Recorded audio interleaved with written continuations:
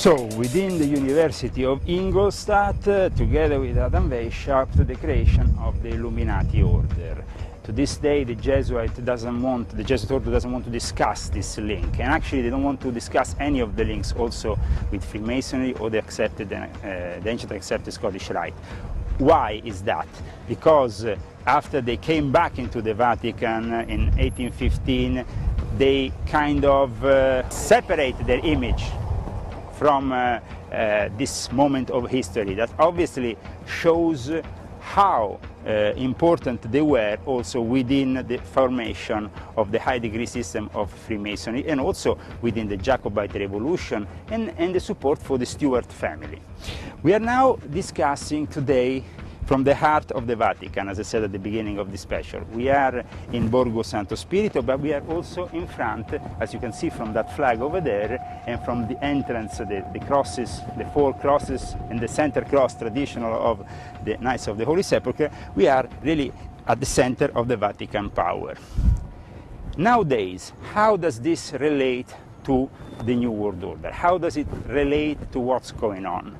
We can say that after the Second Vatican Council, the Vatican has lost a lot of power. Now, as I said, how does this relate to the creation of the New World Order and to where we are now in history? For all our viewers, I want to summarize a bit this situation, especially regarding certain statements that have been made in the conspiracy movement, in the truth movement, regarding Albert Pike and Mazzini and this exchange of mails that basically forecasted the three world wars. In reality, this document exists, but the creator of this document is not Albert Pike. The creator of this document, instead, is a Jesuit agent and an Illuminati agent by the name of Leo Taxil. Leo Taxil is recognized as the official, as the legitimate creator of these prophecies and of these mystifications that contain also a certain amount of truth.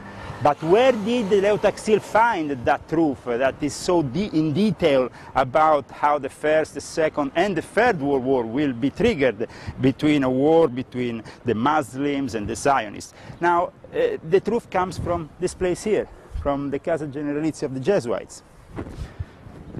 And why is that?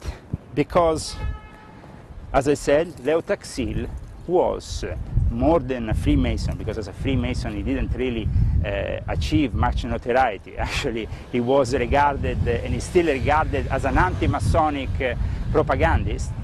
He was, though, really considered by the Catholic Church. The Pope, even the Pope, respected very much his revelations against Freemasonry. And when Leo Taxil officially came out and said, all this is rubbish, it obviously created a situation of uprising against him from all sides, from both the Vatican, Freemasonry, the knighthoods, and whoever was involved in this charade of his mystification. In the meantime, Leo Taxil had sold many, many hundreds of thousands of books and became a bestseller of his time in his publications. He even created a fictional character called Diana Bogan.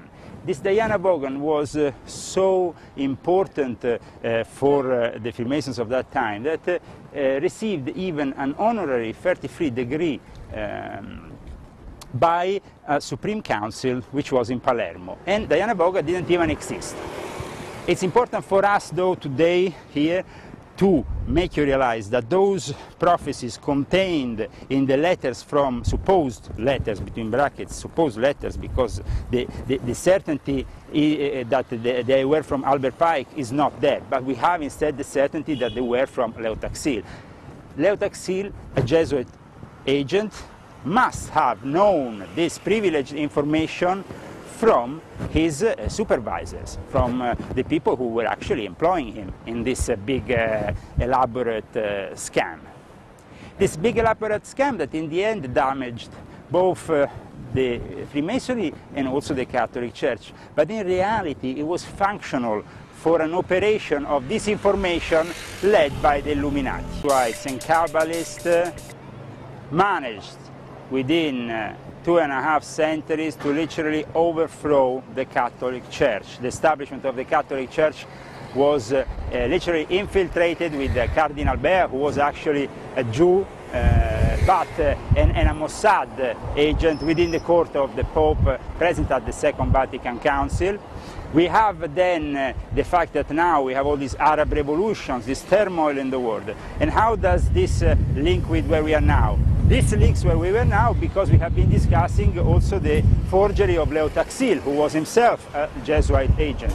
And this forgery talks about a Third World War that will be triggered between the Zionists and their arch enemy of always, which is Islam. Now, to trigger this war, they had to implement some kind of change in the area, because the dictators who were functional to the Middle East back in the days, like, for example, Saddam Hussein, then Mubarak, and then we had also, last but not least, Gaddafi, were functional to the New World Order only up until now. Now things have changed. We are in 2011, approaching 2012. We are going into a period of great tribulation for mankind, and these dictators were actually bringing a sort of stability that was contrary to what the New World Order had in mind. The New World Order needed those dictators to actually bring those populations effectively under some form of massive control up until now. Now instead they need these populations to be under a sort of chaotic control, which will never be established by the so-called democracies imposed by the West. And for that reason, one by one, they took them out of the picture. They were all people who in the past had worked with the CIA. People like Saddam Hussein were functional to the CIA until they needed him. And the same for Muammar Gaddafi, who actually was the person who vetoed the exile proposition of Saddam Hussein. By doing this, he condemned him to death. So after all these favors that these dictators did to the West, we are now in a different moment of history. A different moment of history where we are approaching an even more chaotic situation in the Middle East. The Middle East, in this moment of time, will be brought towards a confrontation direct with Israel. This confrontation with Israel couldn't be brought to fruition if not by creating a massive turmoil with all the so-called Arab Spring.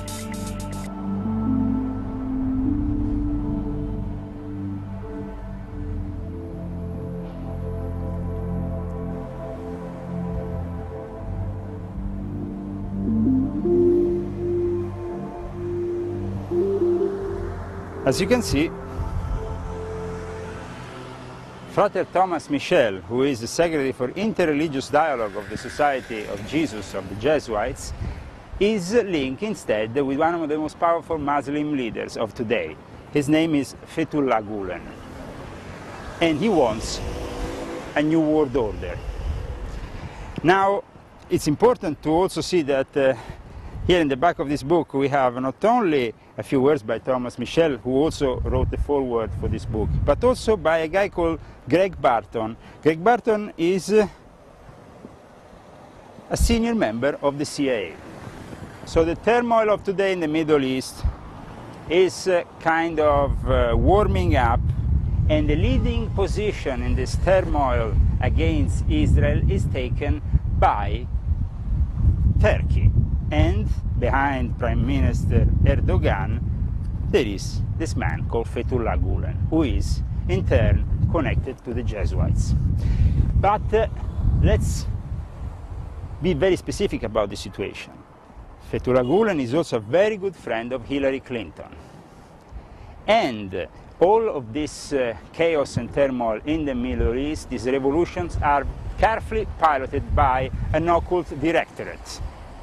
And this occult directorate is moving the scene towards a Third World War, just as forecasted by Taxil in the fake prophecies made in this letter written to Albert Pike to Giuseppe Mazzini, which is a fake but contains great truths on the 3 world wars that obviously were to happen in the future, because this letter appeared officially in the 1780s at a public level, and actually some say that it was probably reformulated a bit after Taxil had originally written it down.